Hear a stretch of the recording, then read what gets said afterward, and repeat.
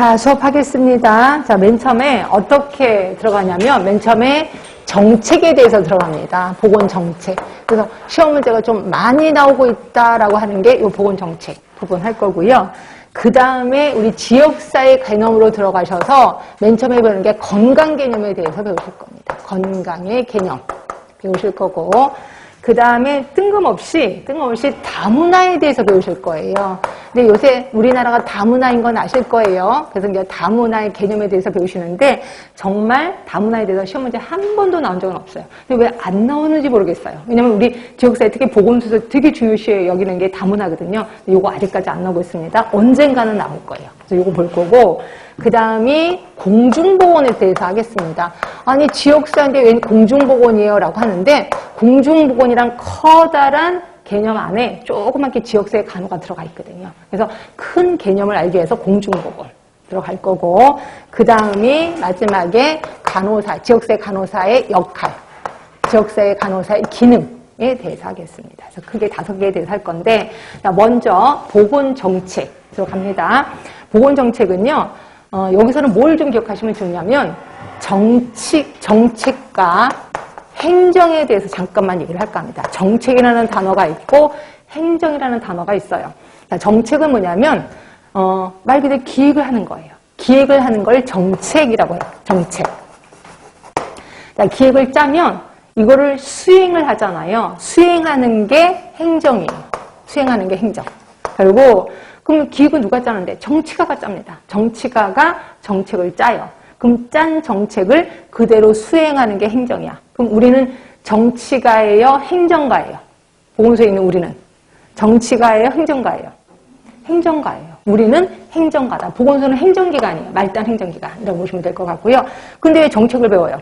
이게 법이 바뀌어서요. 우리 보고 정치도 하래요. 그러니까 우리 보고 기획도 하라고 돼 있습니다. 이게 지역보건법에 나와 있거든요. 그래서 슬슬 정책을 배우는 거다라고 보시면 돼요. 그래서 정책, 기획에 대해서 배울 건데, 정책에는 과정이 있습니다. 4가지 과정이 있는데, 하나가 정책의제 설정 과정. 조금 어려워집니다. 정책의제 설정 과정. 4단계는 그냥 외우시는 게 좋아. 그 다음에 정책 결정. 자, 정책을 결정했으면 그대로 집행, 정책을 수행합니다. 그리고 나면 그 다음에 평가를 해야 되겠죠. 평가. 그리고 나면 하나 더 집어넣으면 피드백, 회한 이렇게도 집어넣을 수 있어요. 아니면 종결 이렇게 해줄 수 있죠. 그래서 이 뒷부분은 그렇게 중요한 건 아닌데, 이 중에서 중요한 건 정책에 대한 설정 과정. 이 부분이 중요합니다.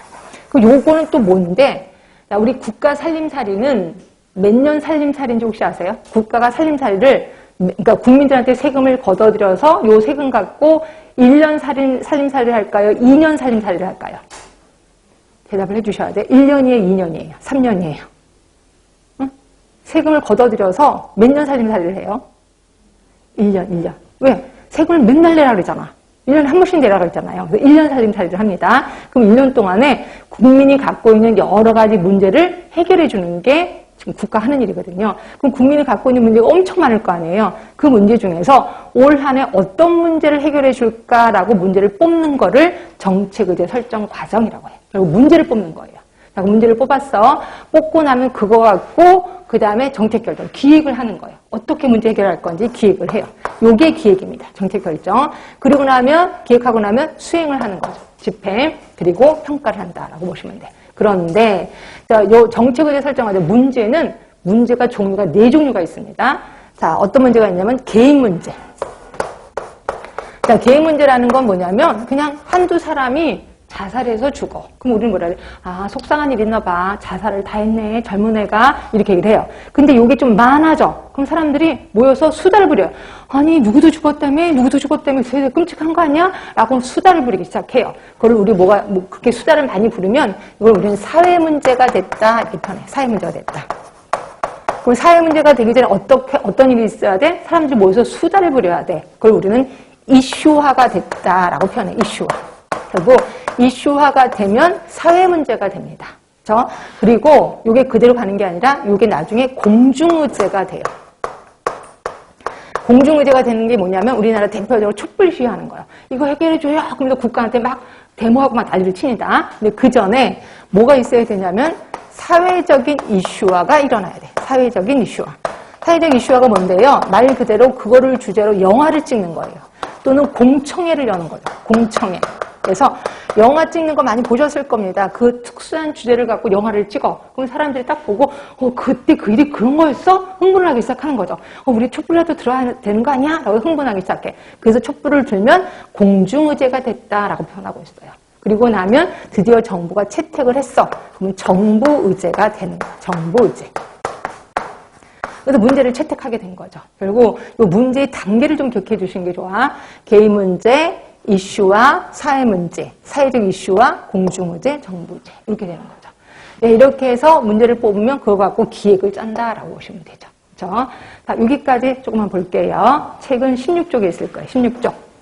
자, 정책의 개념이 나옵니다. 자, 정책이란 어쩌고 저쩌고 해놓고 두 번째 줄에 정부의 공식적인 의사결정. 제가 아까 기획이라고 그랬어. 결국 정부가 기획을 한 거를 정책이라고 하는 거야. 그럼 일반 사람이 기획하는 건